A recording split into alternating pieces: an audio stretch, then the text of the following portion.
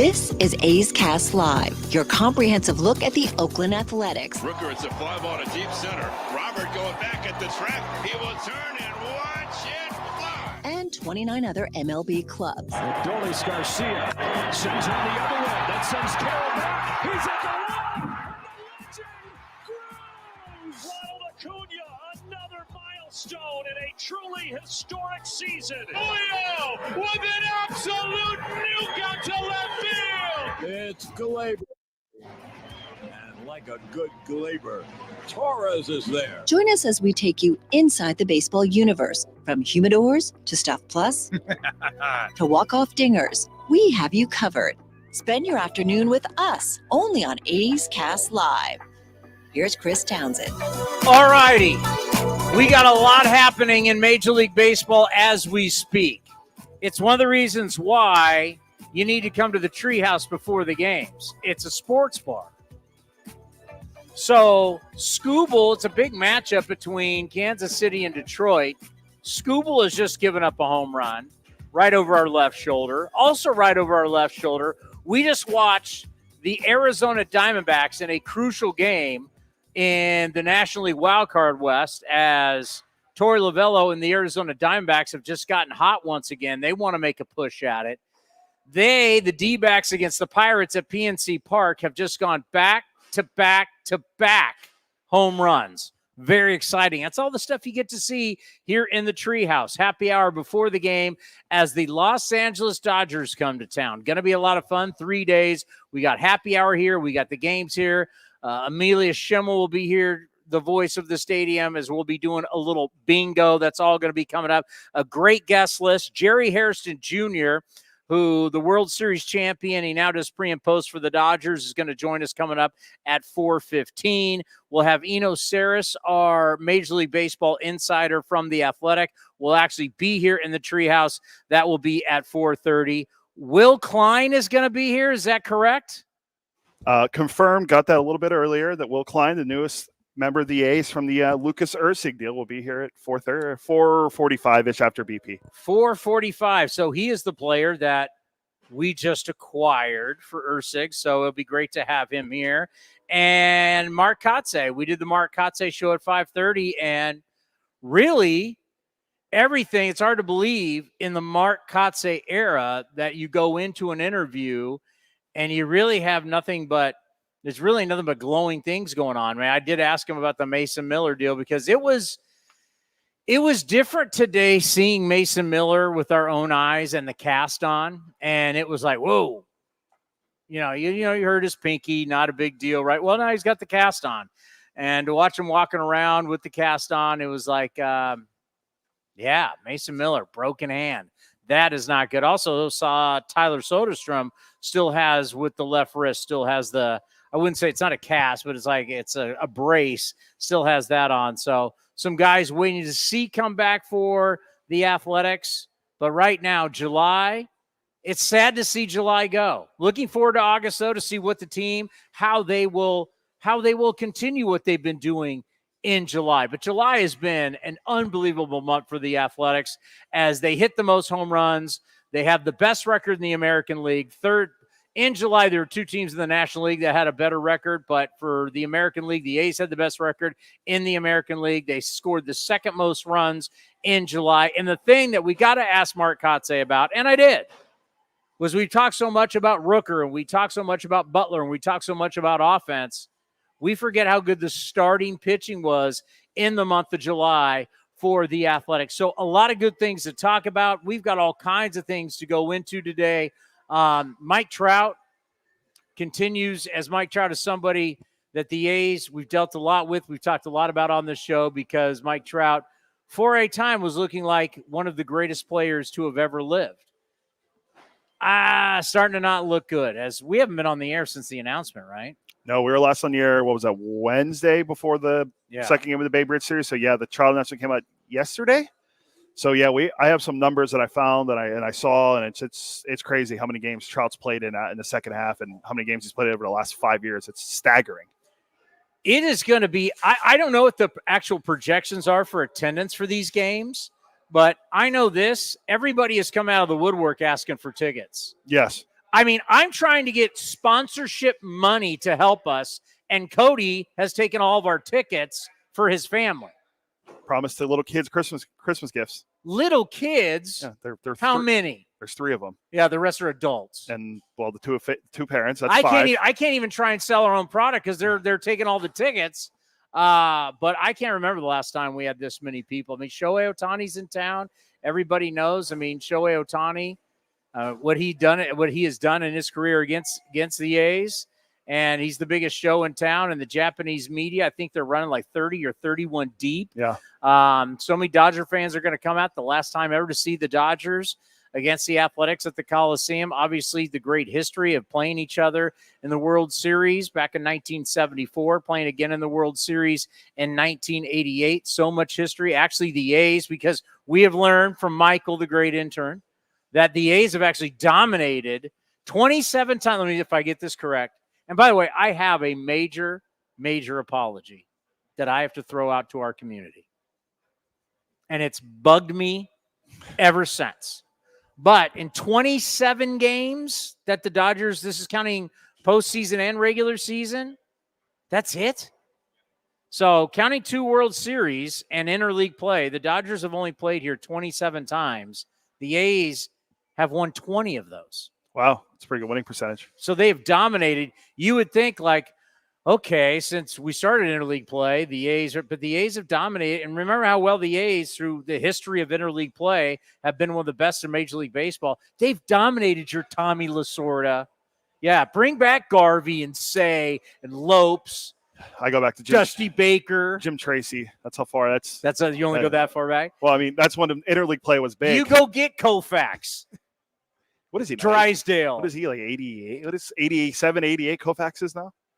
Sandy Koufax. You know, it's like funny when Willie Mays passed away.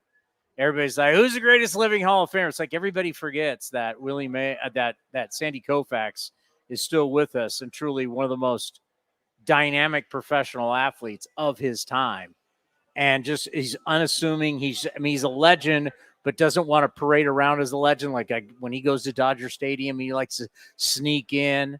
I mean, it's truly one of the all-time greats. Still alive, Sandy Koufax. I mean, we talk about Jay Jaffe has the Jaws War, the best 7-year stretch of a player's career. Is there anybody better than him? Is there anyone better than what Sandy Koufax did? I mean, I heard Mike Farron, our good friend on Power Alley today, try to talk about what Trout. He was talking about Trout's. We talk about Trout and the run he had. Now he's the injuries, and he was like, is it similar to like what happened with Sandy Koufax? Trout was really good. I don't know if he was as dominant as Sandy Koufax was. Well, Trout, I want to get into this later, but Trout, now more than ever is comparable to Mickey Mantle. Mickey Mantle, skill set. When you talk purely skill set, when we talk about certain players, you go, this is the greatest skill set. Safe to say, someone like, I know Michael Jordan is the greatest of all time, or at least what I saw. People trying to compare LeBron to Michael is ridiculous. They play 2 different positions. They're 2 different types of players. But that's what happens when you have TV, you turn talk radio into TV shows, and the Skip Bayless. I didn't realize he was stepping down. Yeah, Skip last day was today. Was Fox was today? Did he get canned? No, I don't know the details. Whatever it is, but he and Stevie, they created this genre where they had to like have controversy. So you can't compare. It's like, how do you compare an infielder to an outfielder? They play different positions, right? I'm not going to get. It's like we understood back in the day that Larry Bird was a different position than Magic Johnson. But we had to compare the GOAT thing. But probably the greatest skill set we've ever seen in NBA history, just skill set, is LeBron James. Yes, right? I won't dispute you there. Right? Like Mel Kiper, all the years doing the draft, there's the greatest quarterbacks of all time. You're going to go Tom Brady or you're going to go Joe Montana. The greatest skill set of size, power, speed, arm is John Elway. Yeah. He's never seen anything. So certain guys have the best. Mickey Mantle as a switch hitter, power, hit to all fields, hit for average, run like a deer in center field, hose of an arm. Mickey Mantle maybe had the greatest skill set we have ever seen Now Shohei Ohtani takes that over with the ability to pitch. But Mickey Mantle's skill set, never got to see him play, but how they talk about him, it was off the charts. I mean, Mickey Mantle was extremely fast with extreme power from both sides of the plate. Well, when you looked at somebody who has the skill set, now he wasn't a switch hitter, but it's Mike Trout in modern day baseball. But like Mickey Mantle, couldn't sustain that. I got a number for you. If you even want to sniff getting to the mixed numbers, which aren't all time, but if Trout wants to get to that, what he'll have to average for the rest of the contract. I'll get to that in a moment. But I need to apologize. I asked a question. I got an answer back. We got into it in postgame. And I was, I have a Celsius. I'm rocking and I'm rolling. I gave you false information. And it's bugged me ever since. It's about the number of starting pitchers used versus pitchers used. I gave you the wrong number in the postgame show. I then started realizing this just doesn't seem right. I went and checked it, and I realized I was wrong. So I want to apologize for my giving you false information. Basically, I gave you the wrong facts. It was starting pitchers versus pitchers overall used by teams. I like to hope to think at the number one thing that we do on this program and in the postgame show, we're as factual as possible. I've always been honest with you. If I don't know the answer, I always say, listen, I don't know, but I'll go find that answer for you. So I just would like to apologize. I'm going to do this in the postgame show to you because I gave out the wrong information. It wasn't starting pitchers. It was actual pitchers used. So actually the lowest amount of starting pitchers used it's the Padres and somebody else at 7. Seattle. But we have all kinds of teams. So the lowest, like the Pittsburgh Pirates were just on. No, the Detroit Tigers were just up on the screen. They, as of when I did that show on Wednesday, yes, it was the least amount of pitchers used was 20. 20, correct. So I screwed that up. I apologize and it ate me that night because we like to try and be factual. And at the same time, I was talking about, hey, we've kind of figured out, and the more I start to think about it, this whole hedge fund baseball, we figured out kind of where this whole thing is, where owners, front office, and how this game is being played, how it's being built, and how it's being run. And we're really factual on it, except when I gave the wrong note on Wednesday night. So I just want to apologize to everybody.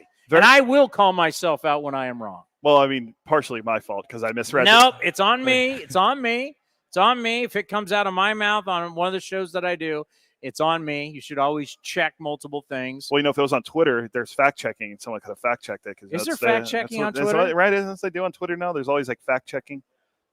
I think that's what they do. I don't know. I only live on Twitter during the trade deadline. But reality is, we still have an obscene amount of pitchers. What are we at today? 700. Hold on, I have it on here. 700 and 752 entering today. Pitchers used. We're August 2nd. Correct. And then 752 pitchers used. And then the two teams have used the most starting pitchers in baseball. Now this is wild. Now I want you to think about this. One of these teams just spent almost 1.2 billion this offseason. They are a front runner to win the World Series. It's a World Series or bust year for them. They have all the resources in the world. Like they have resources like you wouldn't believe. And they've used the most starting pitchers in all of baseball. Are we factually going to be correct on this? I looked it up today. It's the Dodgers and Brewers each have 16 different starting pitchers. And both these teams are in first place. And then tonight, Frankie Montas is starting for the Brewers, so they'll put them at 17. Jack Flaherty is scheduled to start tomorrow for the Dodgers. That'll put them at 17. So two first place teams are easily going to blow by 20 starting pitchers on the year. Yeah, the A's right now, I think we're at 11. We have 11 starting pitchers, right? That's crazy. Yeah, 11. That's crazy. Yeah. I mean, when you think about that, that's crazy. Like, how do you, and I did, the one thing I was factually right on Wednesday night was, how do you build a starting rotation? How do you even think about that when you're going to use, on average, we'll see what the average turns out. Perry Manassian was the guy who came up with the average, and I think his average is going up. It used to be 13, probably, depending on what happens. What did we say, San Diego and who? San Diego and Seattle both have 7. I mean, that doesn't surprise me with Seattle. Kind of surprises me with San Diego, but San Diego's red hot right now. They're having a – Padres are playing who?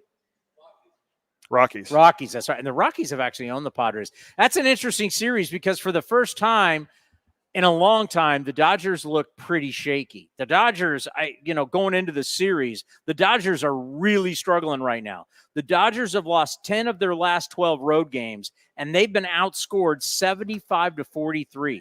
That's a minus 32 run differential. When is the last time that has happened? So San Diego just took 2 from them down at Petco Park. And for the first time, the Dodgers are looking a little wobbly. But, I mean, it just goes to show with pitching, if you've got 2 teams that are in first place that have used 16 pitchers, now it's going to be 17 the next 2 days between Milwaukee, and good luck to Frankie Montas as a Brewer. Yeah, another former Paulie Winday, Paul Blackburn's pitching for the Mets tonight.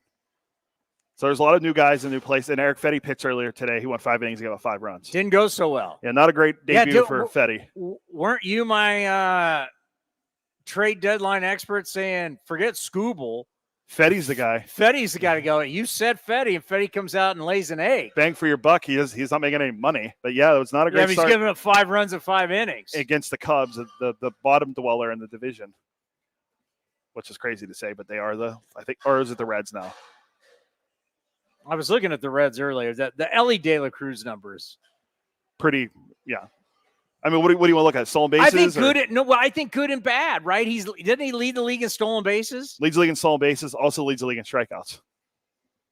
Oh, yeah, that's what I meant, strikeouts, because we already know stolen bases. Like, a guy that's so highly productive, but yet there's so many – it's like his numbers are so off the charts. 55 stolen bases. He's on pace. We looked at it for like 83. And then you look back at Ricky Henderson and you think, man, really understand the greatness of Ricky Henderson when you look at Ellie De La Cruz is running like wild, and he just has 55. But in Ricky Henderson's world, it's just 55. We going to Jerry here? I'm texting him to see I told him if he's having issues joining, I could just give him a call. So we'll see what he says. Okay, and also we'll be checking out to see. I understand Bobby Witt. I mean, there are some guys that had some monster Julys. And Lawrence Butler's one of them. Bobby Witt Jr. had a monster July. There's somebody else that had who else had? There's one other guy just had a monster July. But Brent Rooker, I mean, what he did in July, 11 home runs, 30 RBIs. I mean, look at this group that he's in.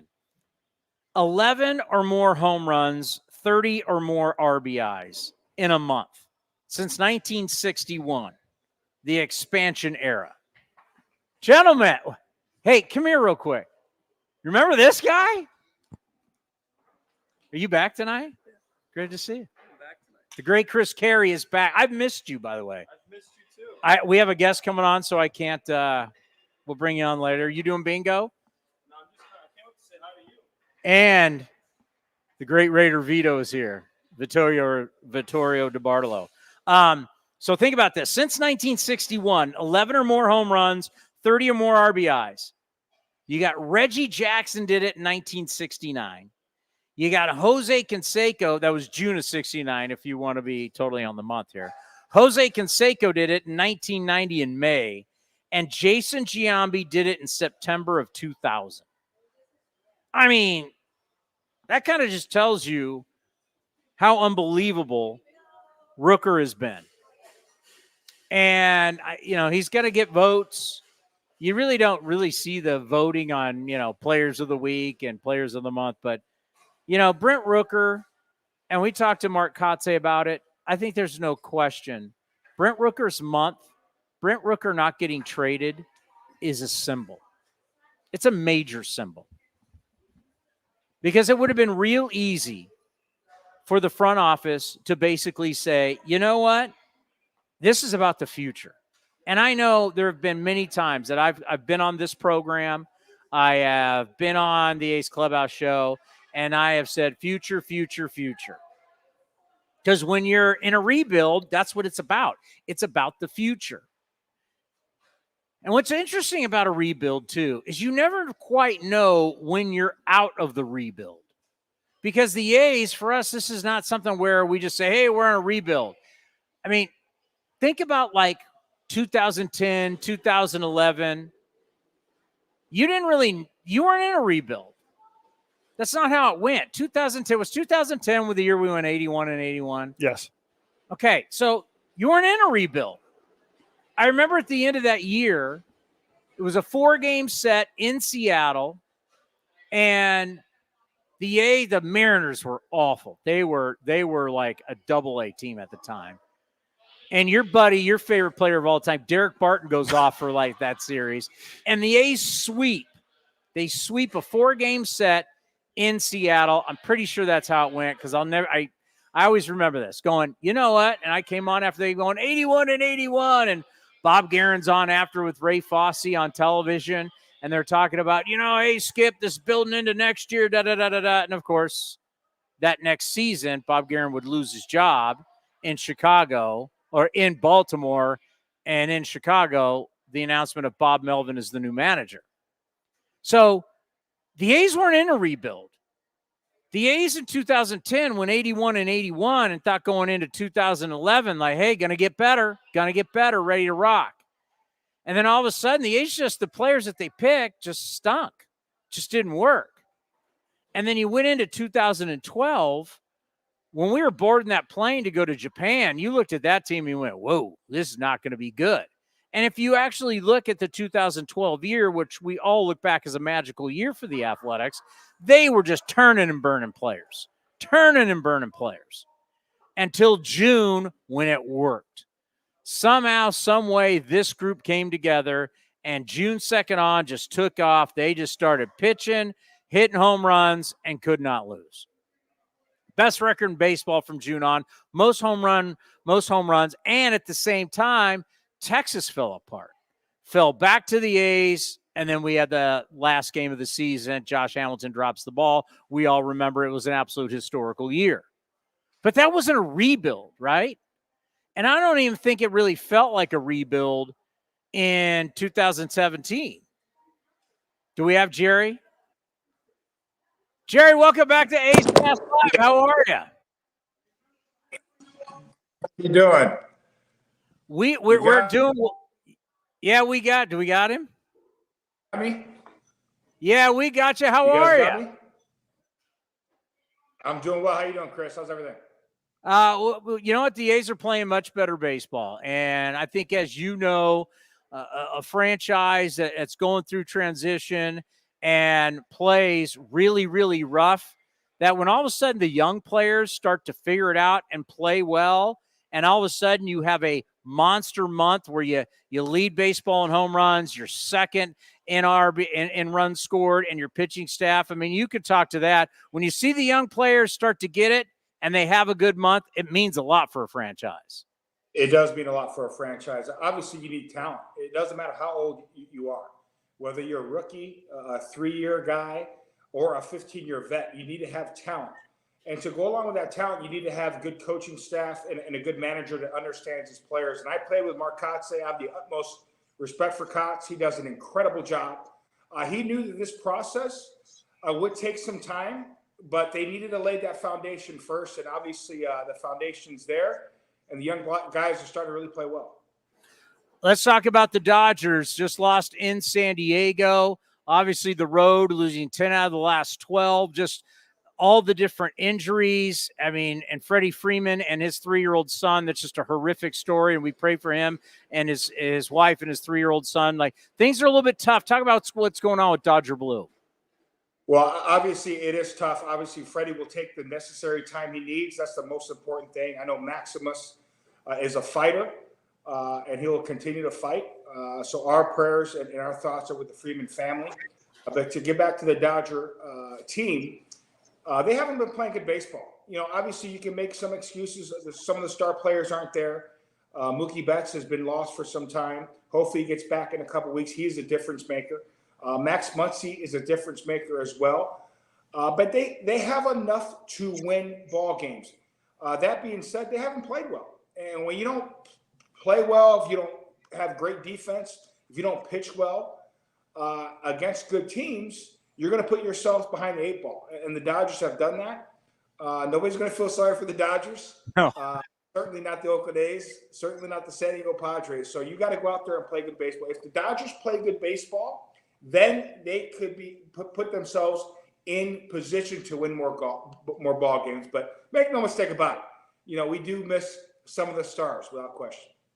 Well, they've dominated the division. I think they win it this year. It'll be 12 out of 13. And the only year they don't win it, the Giants somehow won 107. The Dodgers still won 106. So they have dominated the West. Is it just odd to be where they are right now, where it's, you know, the lead is not what you're used to it being?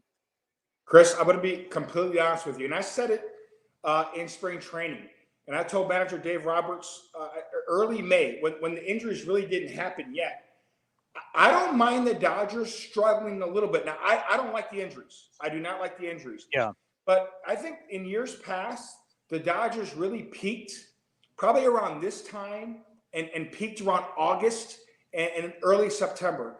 And I said for a change, I want to see the Dodgers really peak come late September and October. The last 2 years, as you guys know, the Dodgers really didn't play good baseball in the postseason, you know, for a variety of reasons. You know, they didn't hit well. They didn't have healthy starting pitching, and they just didn't play well. So I want to see the Dodgers peak. Now, the way things are set up, they should get guys like Mookie Betts back in a couple of weeks, Max Muncy back in a couple of weeks, and some of their star pitchers back. So hopefully come mid-August, early September, they can start getting going and then really hit their stride late September. So the blessing in disguise, I'm telling all Dodger fans, I'm glad that the Dodgers aren't peaking and aren't playing their best baseball right now. That being said, you still want to win series.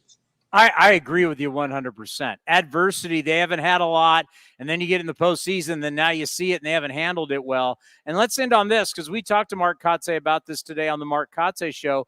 Winning is a mindset.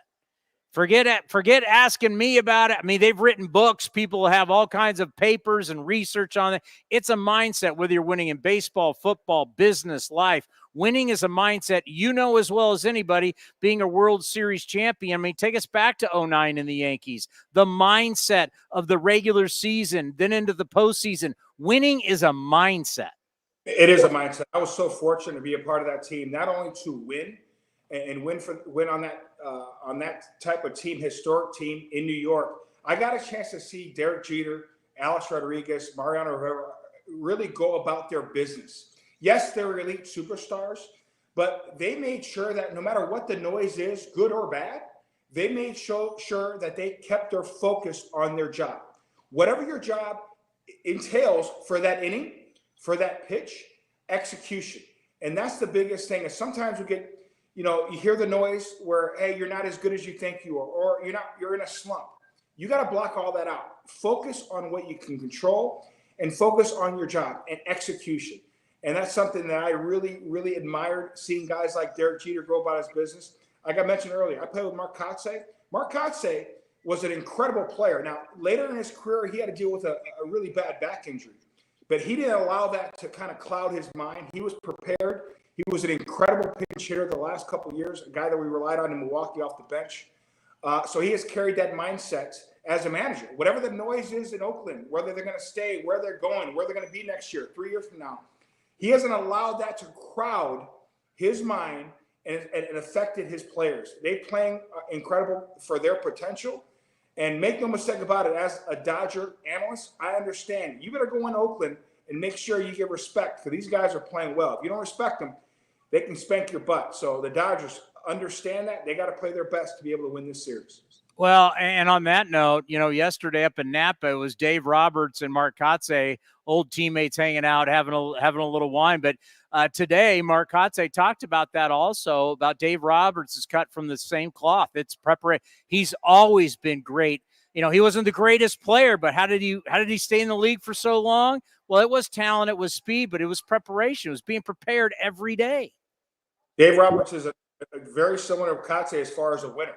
You know, Kotsay, didn't go to USC, didn't go to UCLA. He went to Cal State Fullerton and made a name for himself, a Golden Spike winner, and arguably the best player in the country when he got drafted. Dave Roberts was a walk-on at UCLA and made himself into a Major League Baseball player. So both guys that are grinders have the utmost respect from my side. And it'd be fun to see these two managers compete this series. Jerry, always an honor to have you on the program. You be well and have a good broadcast and enjoy this series. Take care, Chris, anytime.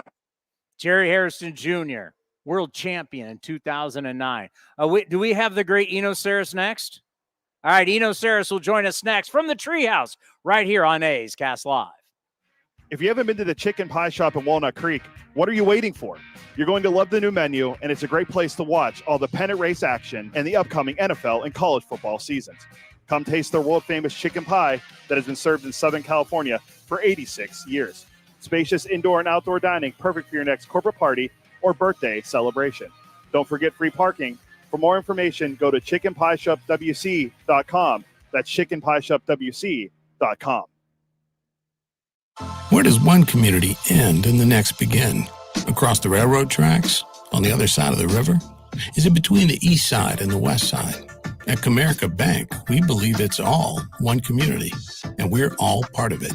That's why Comerica has invested over $20 million for affordable housing, financial education, and workforce development in lower-income communities. Because when we raise expectations for everyone, we all rise. Member FDIC, Equal Opportunity Lender.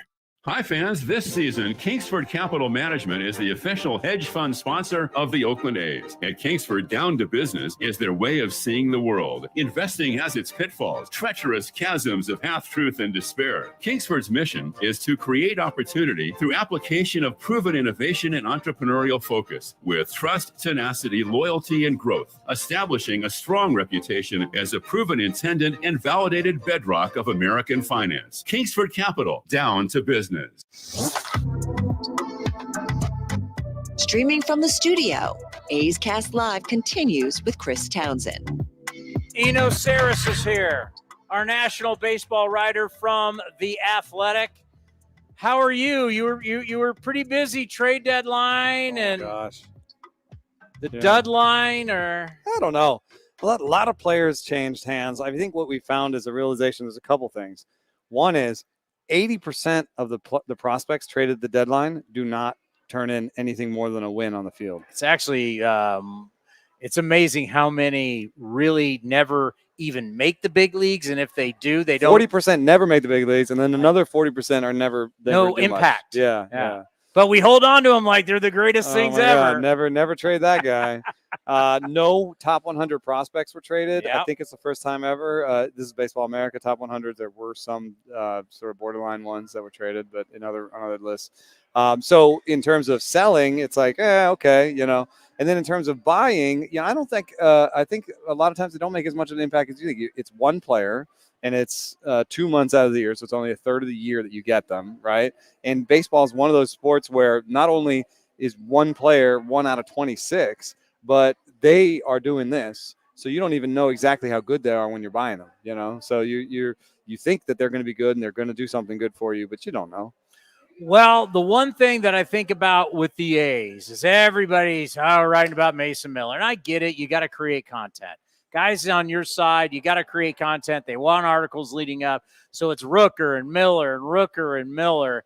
And in the end, and David Force, the GM, told us on this, on right here on the David Force show, that probably not going to happen. And there might be some other stuff, but the main stuff won't go down. The A's don't trade Andujar, and they don't trade Rooker, and they don't trade Miller. What does that say for you as a baseball columnist to look at that, saying the A's saying, you know what, we believe in this core starting to grow? I mean, one of the things is if you trade a guy that has 5 years left with the team, Mason Miller. Oh yeah, he's got 5 years left. If you trade that guy, you're saying we don't think we're going to be good for the next 5 years. That's like an awful thing to say as a GM. And so what we're seeing is we're not really seeing a lot of those guys being traded Tarek Skubal did not trade. What you want to say to Detroit Tigers fans, we're not only not going to be good this year, but we think we're not going to be good for the next 2 years. That's why we're going to trade away our ace that everybody wants. No, man. And we're going to trade him at a time when 80% of our return is not going to work out. No, we're not going to do that. So I think that, the idea is that there's something building here in Oakland. You're starting to see young players that are going to be with the team when they're good. You're starting to sort through. Lawrence Butler has really turned some heads in the last month. I think Zach Geloff is going to get back to where he was. Brent Rooker is going to be good. You can start to build a lineup. We've talked about this before. If you've been in Oakland, you felt this feeling before, where it's like, this is not a team that goes way to the top and way to the bottom. This is a team that kind of goes like this in the middle. And there was the down period, and we're back to, I don't know, 2013 or something, where it's like, we're coming back. I'm not good with my years, but like that when we're coming back, it would be more like 2017. 2013, we're in the playoffs. Oh, yeah. So after that. 2017, Olsen and Chapman are coming up. Right. Marcus Semien has figured out how to field a ground and you ball. may say, well, I don't see an Olsen, I don't see a Chapman. But, like, even when they were coming up, we didn't know right away. I mean, we saw that Matt Chapman worked his butt off. We saw that Mark Semien worked his butt off. I see Zach Geloff working his butt off. And, they had up and down seasons at the beginning, and Geloff has an up and down season. I think Geloff is going to get to that sort of level. And Rooker's going to be the veteran, the steady presence. Who's not really a veteran. He's kind of like a guy like right in the middle of his prime. Yeah, but he beats the crap out of the ball. He has really good bat speed. He hits the ball really hard. That's a valuable thing to have, especially when you have it for a few years. So we've talked about this in an era where runs are hard to come by, right? The value of a home run goes up. Just the value of a guy that not only hits home runs, but is hitting everything. Mm-hmm. What does that tell you about Rooker's July, where not only is Rooker, he hit 391. Brent Rooker, who last year, the 2 months before the All-Star game, hit under 200 for those 2 months. He hit 391. Yeah, he still has an element of swing and miss in his game, so there'll still be ups and downs. But when you hit the ball hard, there's a big argument right now because the bat speed metrics just came out. What's the value of bat speed? If you sort by just bat speed, you don't necessarily get the best players in the game. But what you do get is, with bat speed, tremendous power potential. And if you put that together with a good approach like he's doing, that's when you get these white-hot things. Well, I can swing a bat as hard as I can, but if I don't make contact with the ball, it's the guys who swing the hardest and make contact. Yeah, exactly. So there's an interplay also. If you look at the bat speed metrics, the guys with the highest bat speed also have the longest swings. So, at the top of the list, you have Javi Baez and Giancarlo Stanton. Very high bat speed, very long swings. Stanton has figured it out to some extent. He's had some great years. He's had some lean years. He's had some strikeouts. Baez is on the wrong side of that. So really there's a combination of being, you'll hear it. One of the reasons I like advanced stats is it comes around. We talk about this. It comes around and often validates what coaches have been saying. But at least now we can track it, and that means we can coach it, and we can make it better. We can do better if we actually have some precision about what we're talking about. So coaches say, be quick to the zone. Yes. Through the hitting zone, but with a quick bat. Barrel longer through the zone, better chance you have. So Colton Cowser just did something amazing for the Orioles. He has a primo bat speed. 74 miles an hour is top, 5% of the league, right? He actually took a longer, heavier bat that slowed him down, but it slowed him down so that he's in the hitting zone longer. And so he still has premium bat speed. He's down to 73 now, 73.1 instead of 74. But because he's slower through the zone, he's in the hitting zone longer. And since he switched to that bat, he's been raking. It kind of validates why the old guys always believe you should swing a heavier bat. Yeah. The older players, it was really like Canseco back in the day, shaving it's like, but the older players always believed a 35, they want a bigger bat. What's interesting, I wish we would have had StatCast, because obviously Barry Bonds he's one of the greatest. I wish we had it for him, because Barry Bonds is a decent sized guy. Mm-hmm. Bonds, 6'2" or 6'3"? Bonds is not a small guy. But I bet you. But he had a short, fast swing. Yeah, so I bet you. He wouldn't probably be like Giancarlo probably swings way harder than him. Yeah. Because he, as you said, long, fast swings. But if you could take Luis Arias and smush him with Giancarlo Stanton, you might get Bonds. You know what I mean? Because Arias has one of the slowest bats in the big leagues. Hairston, we call him. If we smush him, he'd be a Hairston. Yeah, he has one of the slowest bats in the league. But you know what he has is the shortest bat path. Contact. It's a pia, pia. But if you do that and then you give him Stanton's bat speed, that's Bonds. He was just Bonds. Yeah, because Bonds was all about being quick. Yeah. It was all about being quick, but he had the power. Mike Trout. It's like Mantle all over again. All the talent in the world can't stay healthy. I think he's done in the field. That's my guess. Done. I think he's done in the field. Wow. I would think that the best way to have him come back is to have him DH. You're just seeing this is now 3 years in a row now where he's had a big injury and he hasn't even come back from it. Or it's been a really long recovery. With meniscus, one of the things, I don't know if you've ever had meniscus surgery, but one of the ways you can deal with it, I don't know exactly which surgery he had, but Chase Utley had the kind where you just take the meniscus out and then you're basically bone on bone for the rest of your career. And that shortened Chase Utley's career, and he was lesser in the field, and he was not on the field as much. So, with these meniscus things, it could be something that's going to limit him in terms of what he does on the field. And then as you say that, I just start to think, well, even though they botched the Shohei Ohtani deal, they should have traded him and gotten as much as they possibly can. In the end, long term, though, getting rid of Ohtani will make it easier just to go, Trout, you're DH, and we're taking your glove and putting it in the trash and burning it. I mean, we don't want you hurt out there, It's also another way to get hurt. Center fielders, you're going to run in the wall. You're going to do something. Jerry Hairston Jr., the World Series champion who does Dodgers pre and post on television, just made a good point. He likes the fact they're struggling. Like, they need adversity because they breeze through these seasons and they get in the postseason and choke. Maybe this is something to have some adversity. Well, one of the things that's also nice is they have a pretty good player development system, pretty good minor league system. So when you struggle and you have people that are hurt, you get to sort through Bobby Miller, River Ryan. You get to see who you've got. And what they found, I think, is that River Ryan is a stud and that Bobby Miller is probably hurt right now. And I think he was just taken out of his last game. So that tells you now, we have a guy that we can play in the postseason. Is he going to be our fourth starter? Is he going to be in the bullpen? I don't know, but that's something we learned. We learned something. What do you learn? You learn with Evan Phillips. I don't know if he's right. He came back off the IL, hasn't been the same.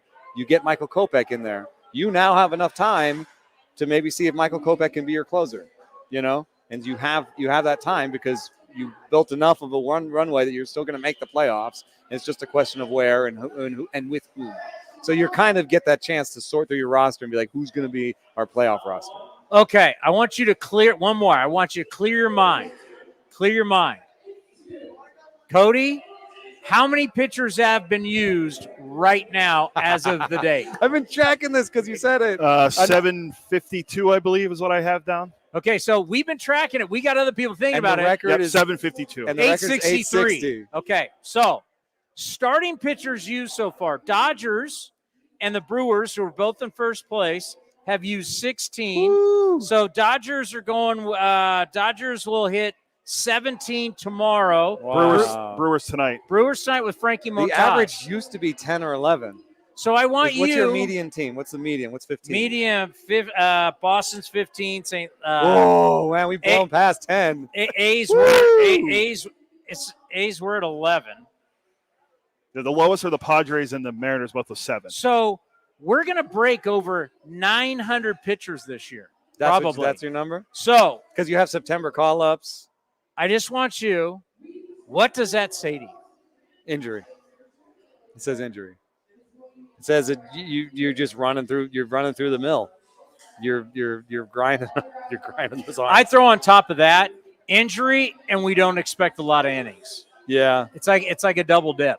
And what it does do is like you get into a problem where you're doing chicken and egg. It's like you don't train them for the innings. So then you're like a lot of what you do in the minor leagues is piggybacking. So you have guys where they only expected to go 3 innings, and you get guys in AAA, the average pitches per start is around 60 or 65 or not even. So you're not preparing them for the big innings, and then you're not asking them from them, and then then they get injured, and you say, oh, it's because we tried to push them too far, or maybe you didn't train them to go far enough.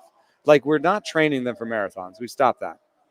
So it's like a bunch of sprinters out there. If we were all The Athletic, I write the first paragraph. You write the next two paragraphs. There's a lot more of that these days. And then I'll write then Cody writes the four because no one can do a whole article. How many collaborations I've done this year, but we're doing a lot more of that. We're training sprinters over the Athletic too. Wow, I remember when a guy could write his own article. Remember that? Remember in those you remember the old days we had a typewriter and I had that hat and a cigarette and I was a columnist. What happened to your industry? Now it's just 500 words a time, please, sir. Now you're just a tweet. A tweet, yes. Yeah. Because if he writes an article, he might hurt his fingers. But isn't that great? Like it is like kind of like, will we ever see volume again from pitchers? I think it'll take a rule change. It'll take a rule change. Maybe the double hook where you lose your DH if you take your starter out of the game, something like that. It'll take something from the outside because the inside, they're just trying to win games. And they've identified that if I have a guy that throws as hard as he can for 5 innings, throws 99-mile-an-hour sinkers for 5 innings, and then I got a guy who comes in and throws a 100-mile four-seam, and I got a guy who comes in and throws a 95-mile-an-hour slider, that's the way to win games. He's the best. Eno Sarris from The Athletic. Make sure you subscribe. We got more coming up next. Will Klein will be here, right here on A's Cast Live. Hey, Oakland A's fans, step up to the plate with Xfinity Internet. Get the fastest speeds and low-lag streaming for an incredible viewing experience that knocks it out of the park. And you'll have a consistent connection with reduced buffering and freezing, so you can stay in all the action inning after inning. When it's game time, make sure to catch it all with internet that's powerful and reliable. Stream sports from the best seat in the house with Xfinity, because it's only live once. Actual speeds vary and not guaranteed. Many factors affect speed. For factors affecting speed, visit xfinity.com/network management. Where does one community end and the next begin? Across the railroad tracks? On the other side of the river? Is it between the east side and the west side? At Comerica Bank, we believe it's all one community, and we're all part of it. That's why Comerica has invested over $20 million for affordable housing, financial education, and workforce development in lower-income communities. Because when we raise expectations for everyone, we all rise. Member FDIC, Equal Opportunity Lender. August 5th is International Trading Card Day, and Topps would like to celebrate with you. Visit your participating local hobby shop to receive a pack of cards, plus receive a special card if you purchase $10 or more of Topps products while supplies last. You can also celebrate International Trading Card Day with Topps on August 5th at the Oakland Coliseum and receive an exclusive A's card pack. Follow @Topps on social media and visit Topps.com for more information. This is the place where you can dance like nobody's watching, win like nobody's business, and get away like you mean it. So what are you waiting for? Come join the party. Take that evening out and make it a night you'll never forget. This kind of action can't be beat. This is Chris Townsend, and it is summertime. You want to look your best, and I can't tell you how excited I am. Commander Cody, we've got our new shipment from Link Soul, all the summer gear. So whether you're playing golf or you're going out for dinner, you're hanging out with your buddies, or you're going to the beach, go see our friends at linksoul.com. And right now they have an offer where you can get 20% off. Go to linksoul.com. Remember, in the big leagues, look good, play good. Hi, fans. This season, Kingsford Capital Management is the official hedge fund sponsor of the Oakland A's. At Kingsford, down to business is their way of seeing the world. Investing has its pitfalls, treacherous chasms of half-truth and despair. Kingsford's mission is to create opportunity through application of proven innovation and entrepreneurial focus with trust, tenacity, loyalty, and growth, establishing a strong reputation as a proven intended and validated bedrock of American finance. Kingsford Capital, down to business. You're listening to A's Cast Live. Here's Chris Townsend. Well, he's finally here after the trade. We got him in California. It's hard to believe. You've never been to California before. Nope, this is it's a good first time to come over here. Say that. Yeah, your first time in Oakland, obviously in San Francisco for 2 days. What's life been like? I mean, it's been a little hectic. You know, we got called up back to Kansas City like 2 days before the trade, and then got traded out of nowhere. I didn't really expect it, but you know, it's awesome. It's been great here. Got to San Francisco 2 days ago, met the team there, and then just spent yesterday trying to get accommodated to Pacific time and kind of the weather. It's great over here, but I mean, I'm excited to be here. Take everybody through, like all of a sudden you get the call, you're told. People don't think about what happens next, right? You got to pack your stuff. You've got to move. You got to find a place. Obviously, you're going to be in a hotel here. I mean, there's a lot that goes on. I don't even know if you knew anybody on the team. Like, take us through the process. Yeah, I mean, like you said, it was a whirlwind. You know, like you get that phone call. I was on the team bus to the field that day. You know, ready to go. Like, hopefully, I get a pitch tonight. Get the call, trade to Oakland. I'm like, all right. Now what? And then so it's like I got calls from Dan, Mark, like everybody. Mickey's getting me set up on flights, you know, getting out here. So I went field that day, said my goodbyes, and told my parents. Obviously, I texted my wife, but I've said this before, but she was taking the bar exam for law school, so she couldn't be on her phone until like 6 p.m. that night. Wow. So, yeah, so she had no clue. So I'm like, all right, I guess I'll try to get us set up until she gets that, and then.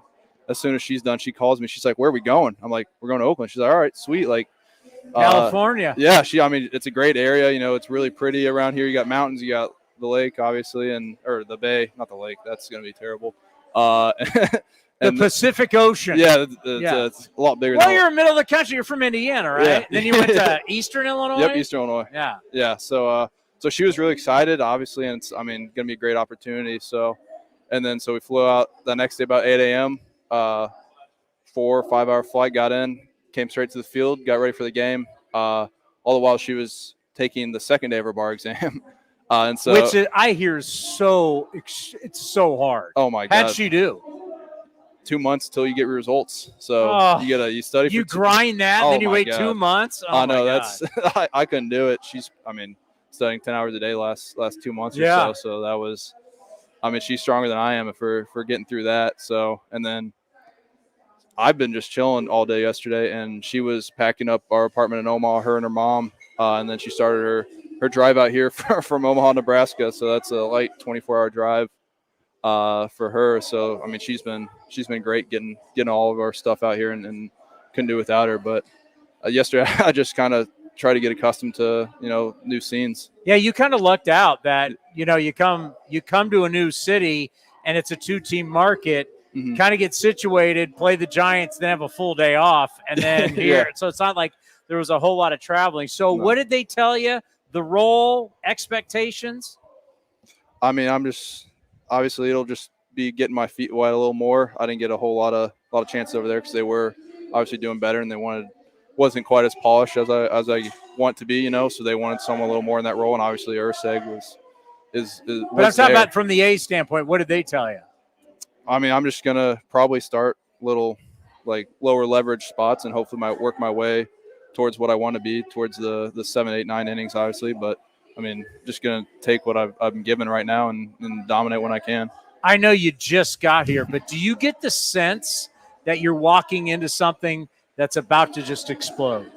Absolutely. I mean, I walked in the first day and there was energy unlike I'd seen before. Like you got Law and a lot of young guys in there, and a lot of good older guys to learn from, especially like how to go about the game. And so there's a lot of energy, a lot of excitement too. Like they've crushing it in July, obviously, and everyone's playing well, pitching well. So it's really fun to come in that clubhouse and see that. I was nervous, not really knowing anybody, but they made me feel right at home day one, and so it's been a blast. Like for all of us, it's like a new job. Like you roll into a new office. I don't know anybody. How you doing? The land of opportunity. That's what we call the A's, because it is. Because when you're here, it doesn't matter where you're drafted. It doesn't matter how they acquired you. If you play well, you will move up through the system. You don't have to worry about that now. But I mean, it's just, what does that say to you coming here going, I'm going to get a legit shot to have a job in Major League Baseball? I mean, that's all you want. It's hard to make it here. It's really hard to stay. And so, I mean, I'm just going to go out there and, pitch as well as I can and hopefully earn that opportunity for myself. Obviously, made it here, but you want to get a good foothold and get a job for as many years as possible. And so, I mean, it's a great team to do it with. And, I'm excited to get to do it here. Take us through the process of how you get hitters out. What's the repertoire? How do you like to do it? So my main weapon's always been my four-seam fastball. I've always thrown it throwing it hard. And so getting in the zone more obviously is going to be the big thing. But yeah, just attacking them up, attacking them just it's got good carry to it. So I like to throw it up in the zone and get swings that way. And then always had a curveball 12-6. I spike it. So I like to fastball up. Spike curveball. Yeah, yep. Fastball up and the curveball comes kind of right off that. So that's always been a good pairing. And then I threw a slider in college. I banged it for a couple years, but it's back now. I throw hard little bullet gyro slider. So that works really well because that looks similar to my fastball as well coming out of the hand. It's not like a big one that kind of goes like that. So it's kind of stays on lane and drops off this way. So kind of go here.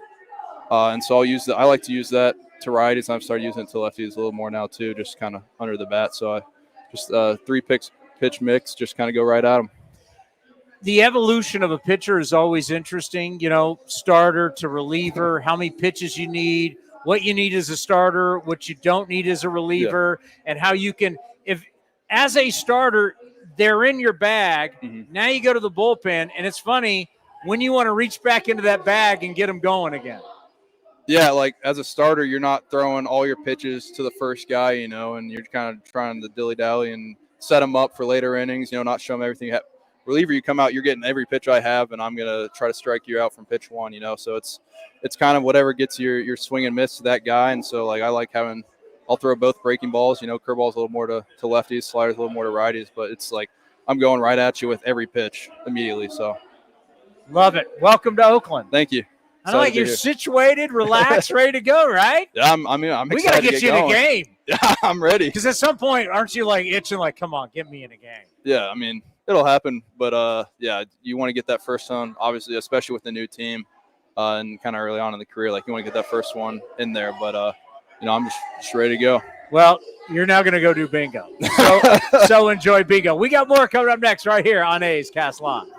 Where does one community end and the next begin? Across the railroad tracks? On the other side of the river? Is it between the east side and the west side? At Comerica Bank, we believe it's all one community, and we're all part of it. That's why Comerica has invested over $20 million for affordable housing, financial education, and workforce development in lower-income communities. Because when we raise expectations for everyone, we all rise. Member FDIC, Equal Opportunity Lender. Being a Chevron car these days has been quite the adventure. Miami to Seattle, ocean to ocean. I've stopped at so many states and collected so many bumper stickers. Sometimes I feel like a moving passport book. It's just so great what I can do with Chevron with Techron, because it gives me unbeatable mileage and keeps my engine clean. Plus, there are so many Chevrons along the way. Now the only thing I'm worried about is where to go next and where to put all my new bumper stickers. Chevron with Techron, fueled by possibility. August 5th is International Trading Card Day, and Topps would like to celebrate with you. Visit your participating local hobby shop to receive a pack of cards, plus receive a special card if you purchase $10 or more of Topps products, while supplies last. You can also celebrate International Trading Card Day with Topps on August 5th at the Oakland Coliseum and receive an exclusive A's card pack. Follow @Topps on social media and visit Topps.com for more information. If you haven't been to the Chicken Pie Shop in Walnut Creek, what are you waiting for? You're going to love the new menu, and it's a great place to watch all the pennant race action and the upcoming NFL and college football seasons. Come taste their world-famous chicken pie that has been served in Southern California for 86 years. Spacious indoor and outdoor dining, perfect for your next corporate party or birthday celebration. Don't forget free parking. For more information, go to chickenpieshopwc.com. That's chickenpieshopwc.com. It's summertime, and I can guarantee you probably need to redo your wardrobe. You want to look good, and you want to feel comfortable. This is Chris Townsend, and you got to go check out my friends at Link Soul. They've got all the finest fabrics. You're going to love the shirts, the polos, the shorts, you name it. Redo your look for summertime. Go to linksoul.com right now, and you can get an offer for 20% off. Remember, in the big leagues, to play good, you got to look good. Hey, Oakland A's fans, step up to the plate with Xfinity Internet. Get the fastest speeds and low-lag streaming for an incredible viewing experience that knocks it out of the park. And you'll have a consistent connection with reduced buffering and freezing, so you can stay in all the action inning after inning. When it's game time, make sure to catch it all with internet that's powerful and reliable. Stream sports from the best seat in the house with Xfinity, because it's only live once. Actual speeds vary and not guaranteed. Many factors affect speed. For factors affecting speed, visit xfinity.com/network management. Nestled in the hills of San Jose, minutes from Silicon Valley, Cinnabar Hills Golf Club offers 27 holes of championship golf, first-class pro shop, practice facility, and great food in the grill. This time of year also means family and business get-togethers. Let the folks at Cinnabar Hills make your event unforgettable while enjoying their award-winning venue. It's all there for you. Championship golf, a great space for any events, and incredible food. See it all at CinnabarHills.com. That's CinnabarHills.com. Hi, fans. This season, Kingsford Capital Management is the official hedge fund sponsor of the Oakland A's. At Kingsford, down to business is their way of seeing the world. Investing has its pitfalls, treacherous chasms of half-truth and despair. Kingsford's mission is to create opportunity through application of proven innovation and entrepreneurial focus with trust, tenacity, loyalty, and growth, establishing a strong reputation as a proven intendant and validated bedrock of American finance. Kingsford Capital, down to business. This is the place where you can dance like nobody's watching, win like nobody's business, and get away like you mean it. So what are you waiting for?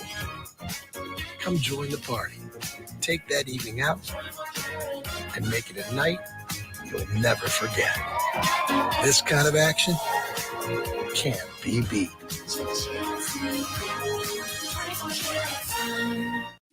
If you're looking for a new mattress, Nest Bedding has you covered. Sleep on the same mattress Hall of Famer Ricky Henderson sleeps on. Nest Bedding is the #1 brand of online mattresses and the Bay Area's favorite mattress store. Take home the Easy Breather pillow. The New York Times calls it their #1 pick. You can navigate their easy-to-use website, nestbedding.com. That's nestbedding.com. Green and Gold fans, use the coupon code Oakland and you get 10% off your entire order. Nest Bedding, love where you sleep. Looking to stay up to date on all things A's? Head over to athletics.com/A'scast. That's athletics.com/A'scast to listen to A's baseball in full 24/7 coverage of the A's, only on A's Cast.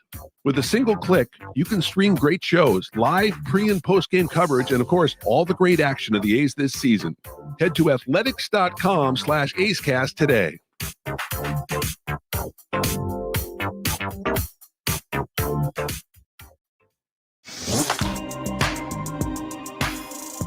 Streaming from Ricky Henderson Field, A's Cast Live continues with Chris Townsend.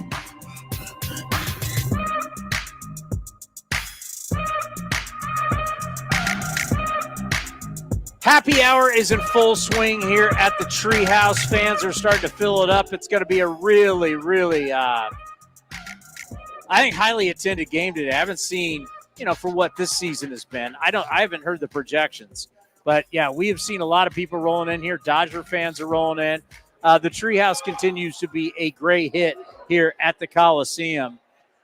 Before we get into any other baseball, you know that Road Trip Mike has now become an absolute rock star and always shown on NBC, always calling into our post-game show. And right now, Road Trip Mike has entered the building. And not only has he entered the building, he has brought us some classics. So Road Trip travels the country, and it's baseball, right? It's always baseball. It's just not A's baseball. He's going to minor league games. He brought me back because I've always said my favorite AAA mascot and team, because when I heard it for the first time, that's the funniest thing I've ever heard. I have thought that the Chihuahuas was genius, because who wouldn't a Chihuahua? The fighting Chihuahuas. It's pretty genius. Minor league baseball is so creative. There's so many great names. But the sod poodles. If you have a Chihuahua, no offense, we're like the worst dogs. My dog's part Chihuahua, so I take offense. There to that. you go. No offense. Leia's offended. Road Trip Mike has brought me back the Chihuahua from El Paso.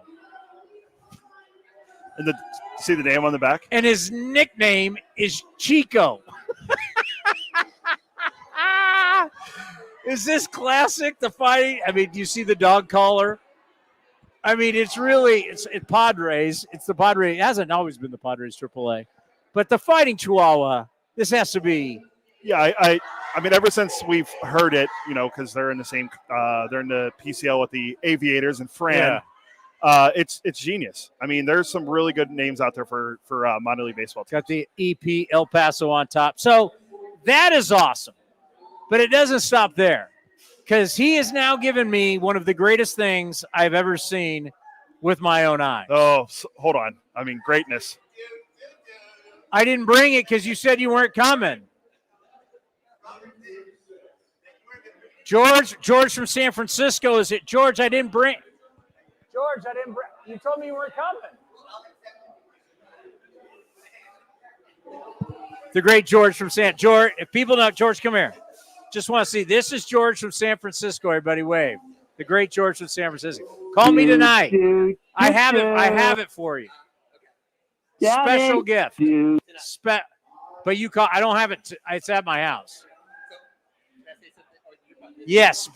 Here. Come here. Put George on. This is the famous George from San Francisco.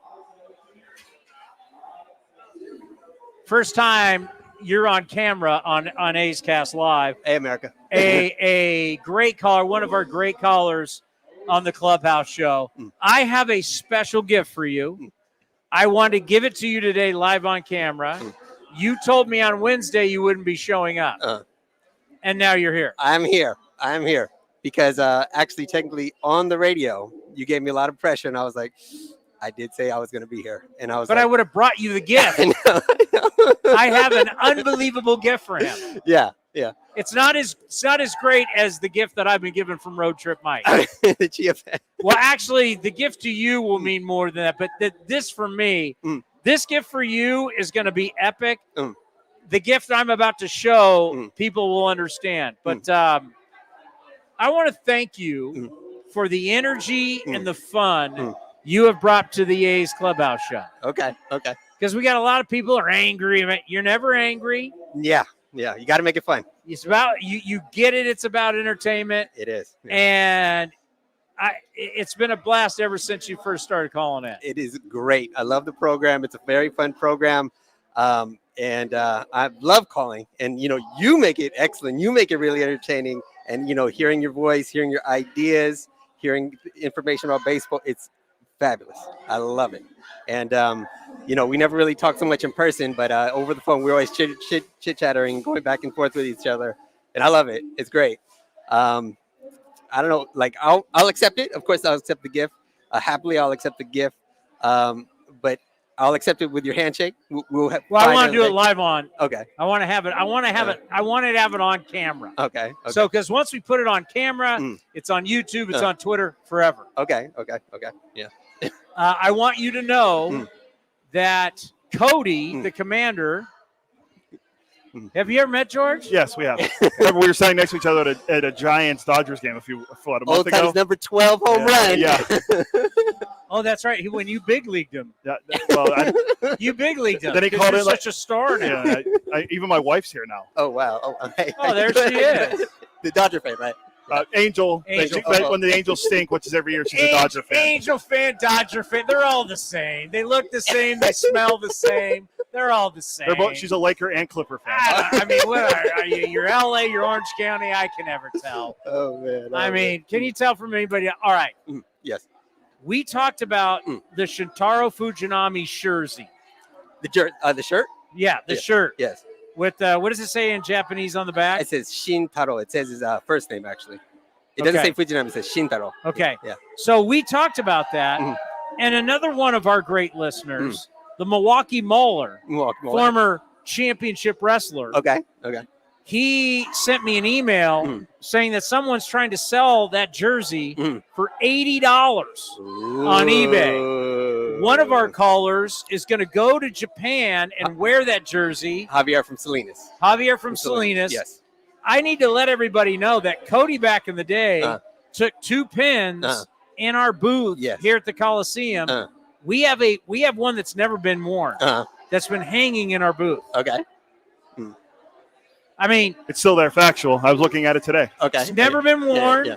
It's been up on the wall. What do you think that's worth? I got kids going to college here. First, we got to see, with Mahler, how much he's going to sell it for. No, Mahler saw it on eBay. Someone on eBay is trying to sell it for $80. It's hard to say. Well, if he comes back to Oakland, Towny, and we bring him back, hopefully maybe in Las Vegas, and, Dr. Emo helps him out, tries to develop him, Fran as well, and he becomes more successful, the value will go up. There will be a wave, an explosion wave. And but actually right now, I do not know. Technically, I haven't seen how much it's been sold, but I know in Osaka, it is very popular. If Javier from Salinas walk around in the Hanshin Tiger Stadium, Koshien, there's going to be people who are going to eyeball it. Okay, I know people in Japan can shop on eBay. Yes. Is there a better way for me to reach out to people in Japan saying, hey, I got this sweet Shintaro, never been worn? There is, if you bring back Shintaro Fujinami to the A's organization, because once that happens, Japanese media is going to be booming. They're all here today. It's like 30 to here today. They're Ohtani fans and people who are kind of sort of. Is he that big over there? Is he really that big? Yes. Like, how would you equate him? Is he like Elvis Presley? Like, when you think Presley, of stars, like Presley. Tom Cruise, like how Tom big Cruise. is Shohei Ohtani? It's in that realm. Within the Japanese world, it's like Elvis, Cruz, Jordan. It's in that realm. Is he bigger than Ichiro? To be honest, because he's newer, so he kind of eclipsed him. And also, yes. Ichiro got kicked to the side. I won't stand for this. That's one of Ichiro's biggest fans. You know, I was at Ichiro's. Yeah, that's what I was so jealous about. I really wanted to go. It was the most incredible. Like Ichiro, like games. So Ichiro's last game. Obviously, the A's. We went over there. What year was that? 2019. 19. So we went over there, played in the Tokyo Dome. So the game ends. No one leaves. Ichiro, everybody's waiting for Ichiro. What we didn't know is they were having a private ceremony, and Ichiro is so close friends with Bob Melvin, which none of us we knew they were friends. Ichiro waited for the ceremony to start until Bob could get over there, and then when he emerged from the dugout, it was like God came out of the dugout. Demigod, yes. It was like it was the whole Tokyo Dome. It was just flashing lights. It was the Olympics, and it just was him walking around. I'm like, and I was live on the air at the time. And I was buzzing, right? And I was like, this is incredible. I mean, game's over, no one's left, and these people are acting like this is the greatest thing they've ever seen. Definitely. And you're telling me Ohtani has eclipsed that. Because the thing is, Ohtani right now, if you go through the Tokyo subway system, his advertisements of tea or all kinds of things, they're everywhere. And it's not like Bart where everything is just there. There's TVs going on, and you're showing Ohtani clips. What is Ohtani did today? Did he hit a home run today? It is huge. Wow. Yeah, because that's the thing. When Nomo was active, and behind the great Hideo Nomo, the great Hideo Nomo threw a no-hitter at Coors Field. Hideo Nomo. Yes. But the thing is, what a lot of people don't know on the American side, Mike Piazza was the battery with Nomo. Yeah. And Mike Piazza was a model. He is, like you said, he's the Greek god, Italian god model, right? His advertisements for Mizuno, all kinds of products were all over the Tokyo subway. And, magazines and everywhere. And Piazza is a special player in Japan. Yeah. See, kind of like how actors don't like doing commercials in America because it's bad for their street cred. Yes. But they go overseas to Asia and cut all kinds of commercials. Boom. So you got someone like Ohtani, who we see on New Balance, but he's doing a ton of stuff over there. Yes. We never see it. So he's collecting a ton of money over there. Yeah. Piazza was doing the same thing. Exactly. Same thing. I like it. Yeah. Tell everybody over there I'm ready to do the same. That's what I'm saying. It's I won't do commercials here. Yeah. I'll do Nest Bedding. I'll do Cinnabar. Costco. I'll do whatever you want over there. Yeah. Get me some yen. I am in. Yeah. Thank you, my friend. Thank you. The great George in San Francisco. Can we please bring me back my gift? Dr. Emo. All right. Folks, I started this. I don't remember what year. But the first time I ever saw it, I'd seen it on television, but it was the first time I ever saw it live. I was at an A's Angels game. My volume changed, by the way. Did I hit something? Hold on. Oh, there we go. Yeah, it's a live show. This stuff works. Okay, so I'm in Angel Stadium.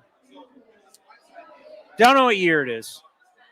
And I remember I walked down the stairs from the press box, and I looked over, and it was the front railing. So think of the front row, and there's a railing. And there was this lady had like 30 rally monkeys. And so the paws of the monkeys had Velcro on it, right? So she could hang, and there was like 30 different. And I went, this is literally the most ridiculous thing I've ever seen in a ballpark. A grown-up who shows up every day and puts a bunch of rally monkeys on the railing. It disturbed me, bothered me. And so since then, I started every single time we beat the Angels in the postgame show to say, suck it, rally monkey, because it's the dumbest. They should have retired it. It worked. When you got something that works, the cowboy up, or you got something that works in a season. What was the Rays? The Rays were doing like a cowbell the one year. I think the year they went to the World Series. But the rally monkeys from 2002. Yeah, it's 22 years later. Like, retire. Nope. They still do the rally monkey. So I have taken your wife's rally monkey, and I continue to rip the Angel fans and their rally monkey. But now I've been given something that may be one of the greatest gifts that I've ever gotten from Road Trip Mike. Ladies and gentlemen, from 2011, it is a rally monkey chia head. This is going on the desk of the Home A's studio. 2011. Road Trip Mike found this in an antique store in Orange County. How about that? No, it will not come out of the box. No, we will not try and put seeds on it. But we will always have the chia pet head of the rally monkey. Is this the greatest thing you've ever? How great is this? I mean, I never seen a chia pet thing as a giveaway, and now you never saw. We did Coco. We did? No, you're not an A's guy. You're not an A's. We must have did it when I didn't live here, because that would have been a great giveaway to know about. We did. We had Coco. We did the chia head with Coco, and I remember I brought like 4 of them home. My kids were really young then, and I brought 4 of them home, and we did the seed in it, and not one worked. And they're pretty bummed. I don't remember what year it was. Who would know? Am I the only one that's been around here a long time? I got no one to turn to say, hey, when was the chia head? I'm sure we could maybe a Google search. Is that when you know I've been around here too long? No one's been here. I still think my favorite giveaway we've done is the Mike Gallego windmill arm. No. Best giveaway we ever did was the Supercuts barbecue set. Oh, you have that, don't you? Oh, I still have it because I took like 5 of them. Now, they don't last forever, but there was an A's barbecue set, Supercuts, but they were like wood. They were actually well done. I mean, it's hard to, if you use it, stuff doesn't fun. But that, to me, is the greatest, and I don't even know what year that was. Seems like these were all well before I was even in the Bay Area. My kids had the Pringles back-to-school backpack. I think that was like 08 or 07, something like that. By the way, you want classic? I was cleaning out years ago when I was moving houses. I was cleaning out my garage. I found some of those old Pringles backpacks back to school. Like I said, I think they're like 07 or 08. Do you know what bobblehead I found in it? 07, 08. Travis Buck. The T-Buck. Oh, my God. That was a great guess. So Travis Buck. I don't know. I think I threw the Travis Buck one. It would be a great one to have, but, yeah, I think I threw that away. But how about that? In one day, I get the Chihuahua, and the other day, I get the Chia head. I almost feel like it's Christmas. And we gifted Road Trip Mike his gift that my wife promised him months ago.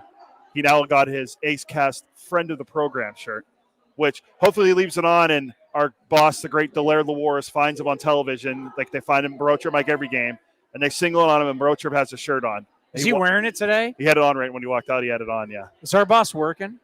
He should be. My wife also has it too, but you can't see her. Oh yeah. Can I show it? We're not infringing on any trademark or anything. You didn't see me hold this up. I had nothing to do with this. By the way, it smells great. You smell great. Smells great. Can you see it? Can we get these rolling in Sacramento? That's above. That's another question for me.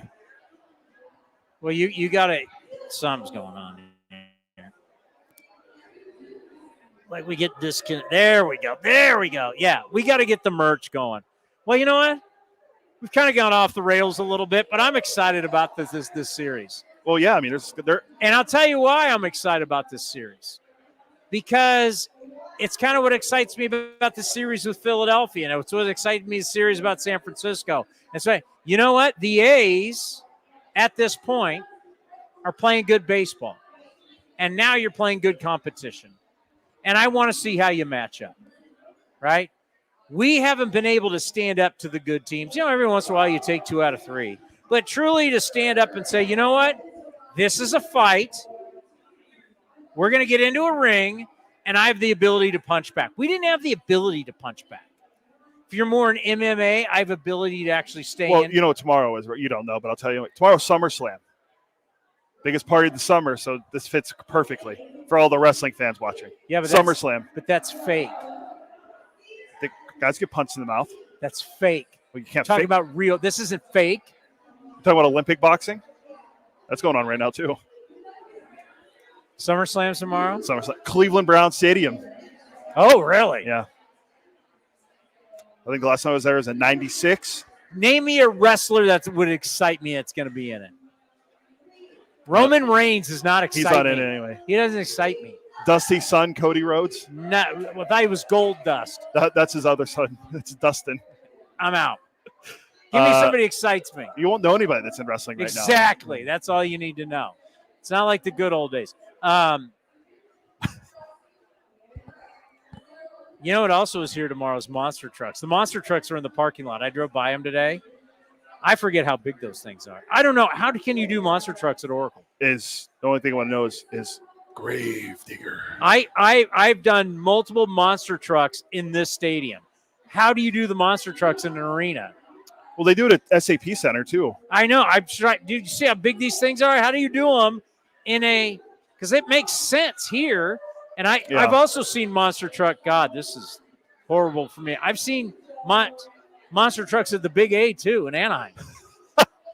And I've seen them in San Diego. So I didn't realize you're a big monster truck guy. I didn't realize this. I'm a monster truck honk. Yeah.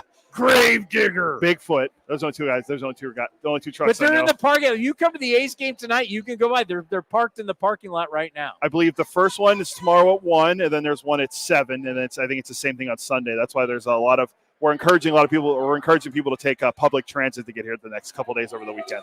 But yeah, for this series, I'm excited from the standpoint that, we can't fight back. And now if we take 2 out of 3 or sweep these guys, no one's going to be like, oh. You're going to be like, no, the A's had the best record in the American League in July. Is what we've been seeing. We thought this is what was going to happen out of spring training. And it kind of did at 17-17, then they fell off the rails. Mark Kotsay will address that coming up here on the Mark Kotsay Show. But this is kind of what we thought was going to happen. And you know what? I'm having fun. It's tough. The last couple of years have been tough. But if you play like this, and it's going to be hard to sustain this, but if you play like this, it makes baseball fun. Even the loss in San Francisco, hour and 55 minutes. Logan Webb was fabulous. I mean, it was a good game. Yeah, I would say. There's nothing you really do when Logan Webb doesn't give up a run, and the game goes less than 2 hours. That's it was like the second fastest game in Oracle Park history. Oh my God! Before pitch clock, they were the 3 hour, 45-minute ballpark. And now we play some of the fastest games. The A's play some of the fastest games in baseball. So Joey Estes back in the rotation. Remember, it's like, hey, love Paul Blackburn. Good luck to him with the Mets. He's making the start today. Yeah. Good luck to him. But yeah, we need We need spots for the young guys. And still, in my opinion, Hogan Harris has got to be back up here. But 10 days would be Tuesday, I think.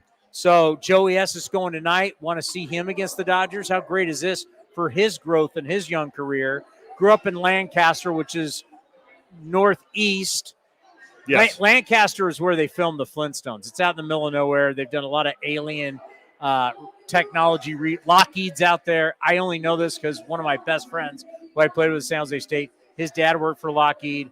A lot of security clearances in the desert in the middle of nowhere, testing unidentified flying objects. My wife's best friend lives right in that area, and they work for NASA. Yeah. So why do we have NASA and Lockheed out in the middle of nowhere where it's just windy? Like they filmed that old Flintstones with John Goodman there. Yeah, I remember that movie. So when I brought this up to the young Joey S., it's going, hey, one of my best friends grew up there. There's a lot of stuff going on there. He goes, oh, yeah. Everybody knows. By the way, my buddy's dad used to be on those unmarked planes where the windows were blacked out and would fly into Area 51 way back in the day.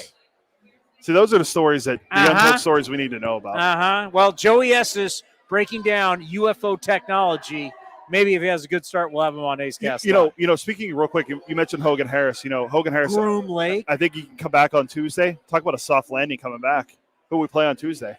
That would be one of the most intriguing bad teams of all time, because bad teams are not interesting. The White Sox are interesting because they didn't do anything at the deadline. The vitriol by their own people there's all kinds of they're just not a bad team. Like, we have seen just bad Rays. We have seen just bad Marlins. But there is like craziness going around. You could actually be doing like, I don't know, someone could be doing a 30 for 30 on this. So I highlighted it. Somebody could be doing a 30-30 on us. Yeah, I highlighted it. The White Sox hope to avoid extending their franchise worst losing streak to 18 games. The last team to lose 18 games in a row was the Baltimore Orioles in August of 2021 when they lost 19. Buying or selling. What was the losing streak when Cal Ripken's dad got fired? Oh, yeah, that was bad. Start the season? Oh, yeah. It was 20, it was 20 something, I thought, something like yeah. that. Buying or selling Pedro Grifol last the weekend as the manager. There's reports out there that he might be done he might even make it to next week. He's 88 and 185 in his 2 years as the manager. We got to bring buying or selling back. I always have it listed on there, but we just never have time. Yeah. But yeah, I mean that's who's next. But we're focusing on the Dodgers. We're not doing the look ahead spot like they do in the NFL. Dodgers, Shohei Ohtani has 18 career. Shohei Ohtani is a lot like Mike Trout. Mike Trout has a boatload of home runs against the A's, but has more against the Rangers. Ohtani's the same way. 18 career home runs against the A's in 75 games, but has more against the Texas Rangers, 21. So remember, Ohtani made his debut right here. Yeah. Never forget it. We're doing Ace Cast live from the field. We're watching BP, and you're like, okay, how good is this Ohtani guy going to be? And it's just, whack, he's just launching the balls. His swing was so unique, right? Because it's a unique unto itself. He's so tall, he's so long, and the way he just launches the ball. And you're like, okay. And then he started running. And you were like, man, that was the first thing that stood out to me about Shohei Ohtani watching him for the first time here in Oakland was how big a man he is. He's what, 6'5"? Yeah. And how fast he is. And people are like, hey, man, he's faster than Trout. We're like, no way is he faster than Trout. Shohei Ohtani is such a gifted athlete, size, speed, power. Like he flies down the line. He could be a 30-30 guy this year. Doesn't he have like 27 steals already? So he could be a 30-30 guy. Does he really ever pitch again? If you're smart, I would say probably not. I would just leave him. But then the question is, how are you going to be able to justify paying the DH $700 million? Well, I would go, yeah, I think you can. If you're selling, if you're selling to some Japanese bank, you got a Japanese airline, and you got all this Japanese money coming in, he's worth every penny. My only question about Ohtani regarding this series is he here? Did he make it here, or did he take the wrong BART train again? Wow. That'd be a good. That'd be maybe a good thing for the A's tonight. I'm sure he's here though. I don't think he's going to make that mistake again. George in San Francisco, who stopped by the show. Oh, he's still here. He's still hanging out. Really put out their best. Like everything there in Japan is Ohtani. Everything. You're reading the Sunday, you're watching highlights every day. I mean, I don't think we have what he is to Japan. I don't think we have the equivalent. No. I don't think the United States have an equivalent. I don't like at this time, like in the past, everybody had to watch Michael Phelps back in the day, right? Because he's breaking records. Do you realize Michael Phelps has 23 medals? It's incredible. Michael Phelps has more medals than most countries have all time in the summer games. Because we're seeing records by Simone Biles and Katie Ledecky, Stanford. Katie Ledecky's now 14. Yes. I'm trying to remember the exact number. I just remember she broke a record. Yeah, she went from 12 to 13. I think she got another one last. I think she's at 14. Right, so Katie Ledecky, and then Simone Biles has become. But these guys are stars for a couple weeks, and then we see them in commercials.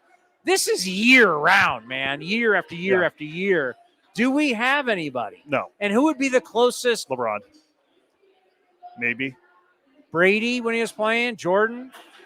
I would say Jordan back then. I think right now, if we're looking, because Jordan was on LeBron. Gatorade, Nike. Yeah, I would say maybe LeBron. Bo Jackson at one point with the bow nose. Yeah, that was. I mean, it's a big. But is LeBron really on that many? I mean, I haven't seen an AT&T spot in a long time. Has he been doing a lot of spots? I don't watch a lot of television. What are you going to do with your guy? There's talk about benching Curry at the Olympics. You Warrior fans going to be okay with that? Steve Kerr benching him? Oh, I mean, is that going to create animosity going into the season? Can't blame Draymond. He's not there.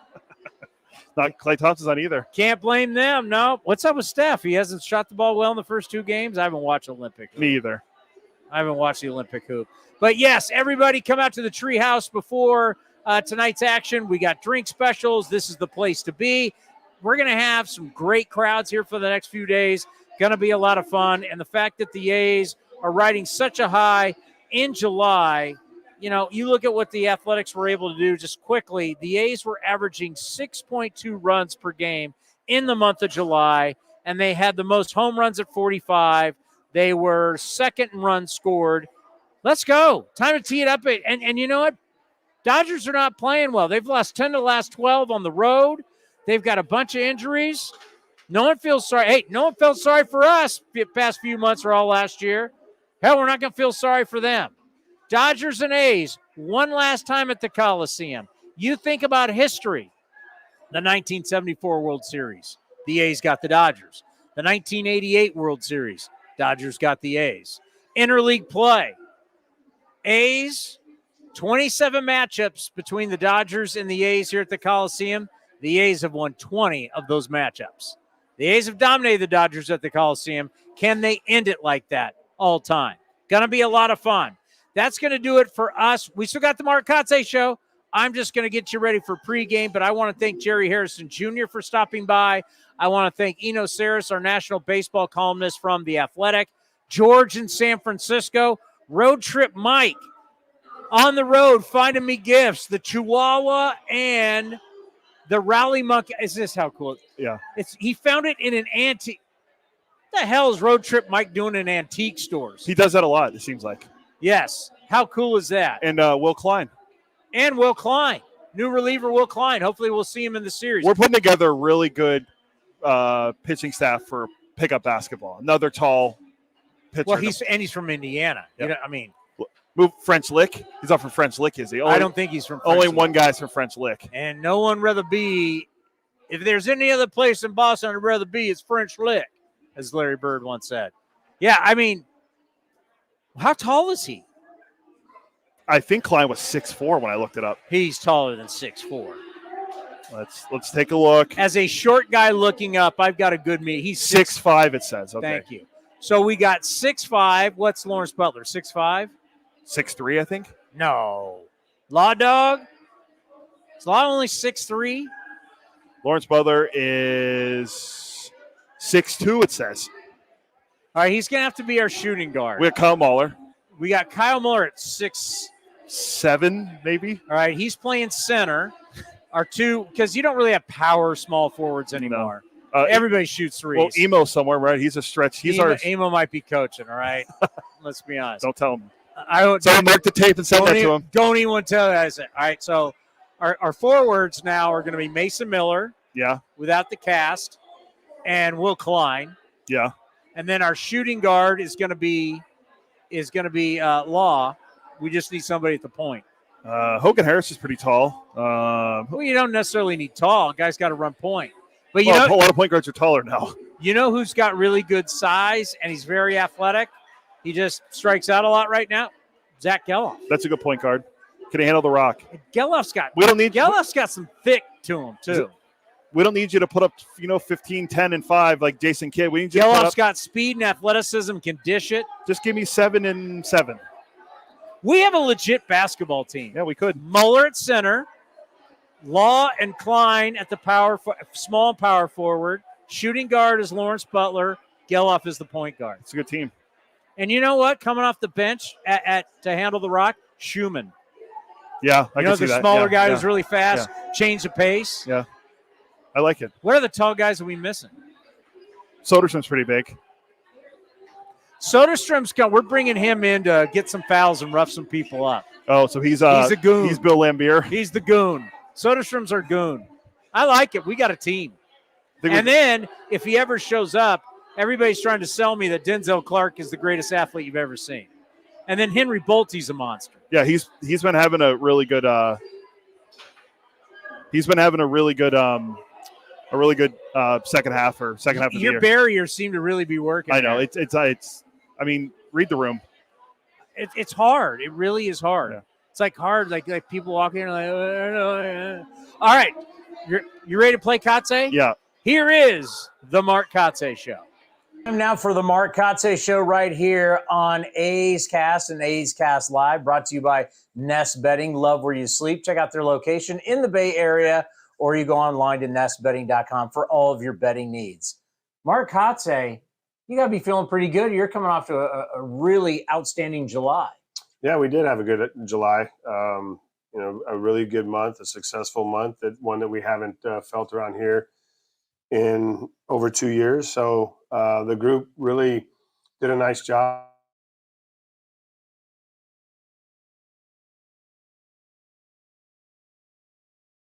You think about your career, not only as a player, but now as a manager. I mean, going back to college all the way through the big leagues. I mean, winning is a mindset. We know that. There's been plenty of books written about it. Just talk about how July felt different, how all of a sudden maybe these guys started expecting to win. They came to the ballpark expecting to win. Well, I think we did that in April. We were 17-17 at one point in the season. And from that point, we sustained a lot of injuries, guys that were playing roles in that, wins and loss record. And we just couldn't fill the gaps with the talent that we had in the minor league level. And it's taken a while for those guys that came up to feel like they're big leaguers, to understand what it means to be big leaguers. And again, like you said, winning helps build that mindset. So the success part of it that we're seeing is help their confidence. It's helped them feel, that they can compete on the field with a team like the Phillies when we went in there before the All-Star break. I think that was really a catapulting series for us in July, a statement series that said, okay, we went into Philly, we beat the best team in baseball. On Sunday, we not just beat them, but I mean, we beat them. And I think that game, you always worry about how they come back from the All-Star break, but I think it put more fuel in their fire, and they came back and we continued to win series. All right, when you think about the trading deadline and your core guys, especially the offensive guys, don't get moved, what kind of statement is that to the clubhouse and your staff that, hey, we believe in what you're doing? Yeah, I think, you look at the guys in that room that could have been moved, and the first one that comes to mind is Rook, right? Like, Rooker should have been moved, could have been moved, but we wanted to make that statement that we believe in that group in there, that he's a part of that group going forward. And you can tell by Rook's comments, he wants to be here. He wants to help lead that group and be a part of it. He believes in those guys in there. We all believe in those guys in there. You just don't know how long it was going to take or how long it is going to take. These next 2 months are important for our growth and important for us to continue to build that mindset that we can win baseball games. Now, every team is different, 30 different teams, and the relationships between the front office and the manager are different everywhere you go and in all professional sports. So when the trading deadline comes down, I know how close you and David are. What is that like? Do you have the input? Did you have input on it? Do you fight maybe for somebody? How does that go down? Oh, we constantly communicate, no question. I think, the small details we don't really discuss, or the intricacies of, names being exchanged. But when there is something that is maybe going to come to fruition, then David and I sit down and talk. And he's always open to listening to what I have to say and what my thoughts are about this club and decisions that are going to be made. He allows my input to be heard, and that's a great relationship. It's collaboration. We've built this trust in that relationship, and I think that's benefited both of us in how our vision is of the end of 24 into 25. Well, you know what it's like to switch teams during the season, and you lost two guys. And the reason why I bring them up, Lucas Ursig and Paul Blackburn, is just good people. They were great people. Blackburn been here for a long time. Lucas, we all know his story. It's a great story. Both are Bay Area guys, too. That's something that really stands out.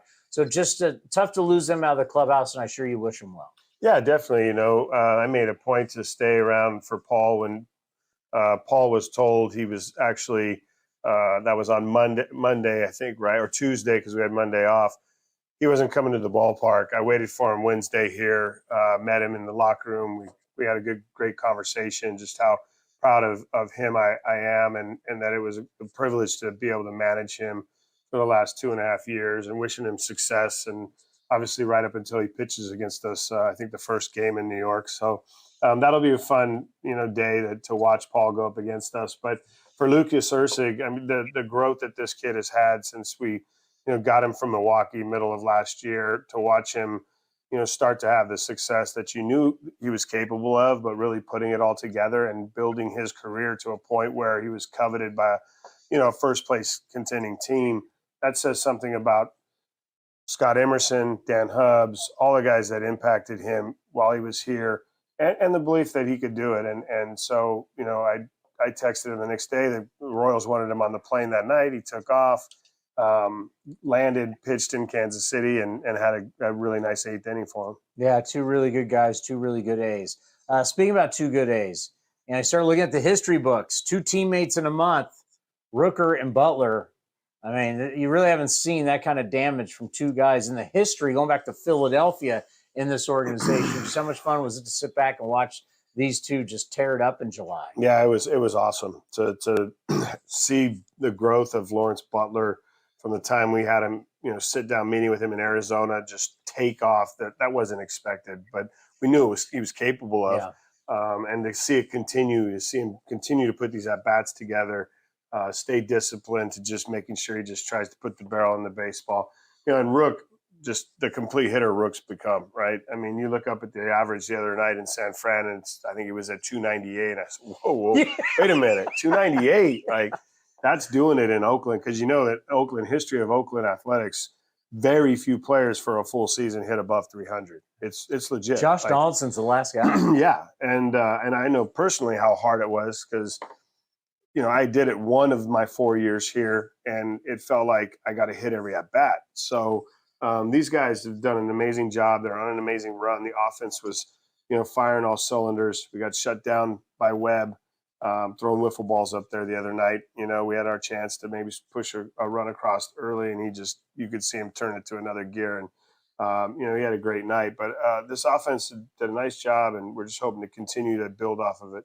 Now, as much as we've talked offense in July, the starters have been really good. Their numbers. So a lot of people haven't talked too much about the pitching. When you're on a run or you're hitting the most home runs, you're scoring the second most runs in a month. Everybody's talking offense. But talk about your starting pitching. It's kind of followed along with the offense. Yeah, that's how you win, right? You align both, and you win games. From a pitching standpoint, Sears, Estes, Spence have been probably the three most consistent guys in the rotation. They've been going out there, taking the ball every fifth day. They've been putting up numbers. We always talk about the ups and downs of young pitchers, and we've seen that from all of them, where they'll go out and maybe not have a great outing, but they've been throwing the baseball really well. It's been helping us lead to the success that we've had. And, we've now got Stripling back in there, who threw a really nice game the other night in San Fran. Even in Anaheim, he gave up some runs early, put up some zeros behind that.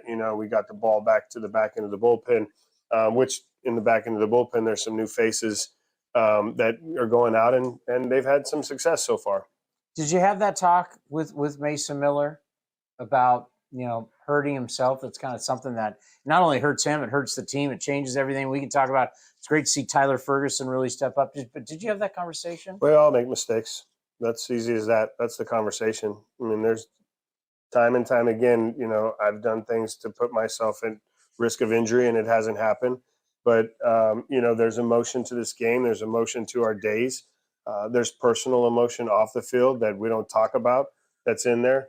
And, and at times it comes out. And it was an unfortunate accident that took place, really. Nothing that he's never done before to pound your fist down. And, he understands the consequences of it, but he's, working himself back to being able to pitch, and maybe sooner than later, you'll see. Probably no greater example of what happens off the field is what's going on with Freddie Freeman, and our thoughts and prayers go out to him, his wife, and his three-year-old son. Dodgers in town. Dave Roberts, you guys, one of your buddies in town across the dugout. It'll be interesting. Yeah, we spent a great day in Napa yesterday together, and wives, Trevor Hoffman and his wife flew up, so exceptional day, and friendship, dinner.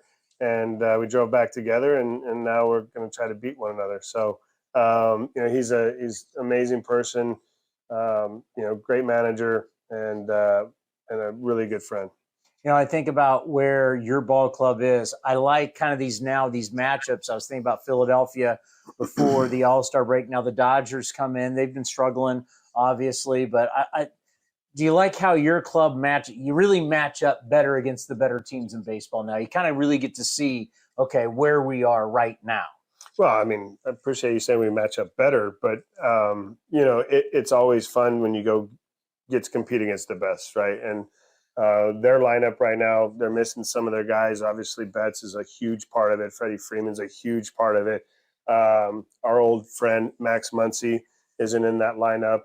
You look at Rojas isn't in that lineup, so they're missing some of their starters.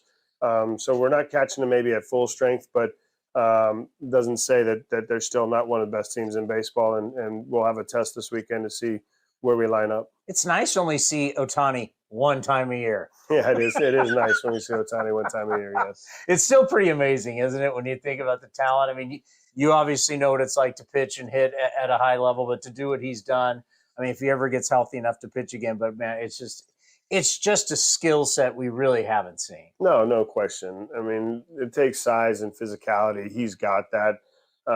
He's in a talent that's lifetime generational type talent. So it's always fun to watch him play. It's never fun when he's up and the bases are loaded and the game's on the line, though.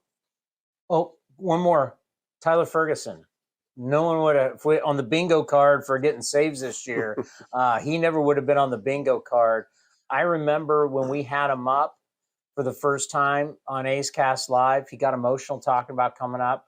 I was doing TV for NBC the Saturday, got his second save. I think he went over quickly, talked to family. When he was put on the headset, he was emotional. And we brought him on. This is a great story. I don't think a lot of people are talking about, but a guy that never thought maybe he'd even be in the big leagues at his age is not only in the big leagues, but ninth inning right now, you're calling on him. Yeah, I mean, he's done it in the minor leagues. Not to say that it compares to the big leagues, but like you said, this kid's worked his tail off. He was in the Diamondbacks bullpen last season. Didn't get to crack, not the big league team, the minor league team, didn't get to crack the big league roster. I think that's a motivator in itself. In talking to him during spring training, he mentioned that, and I said, "Look, you're going to get your chance here. You're going to get your chance to come up and perform." And he did early, and went back and kept the right mindset, and now he's back, like you said, closing games. Great stuff. We'll talk to you next week. Sounds good. The Mark Kotsay Show brought to you by nestbedding.com. Love where you sleep.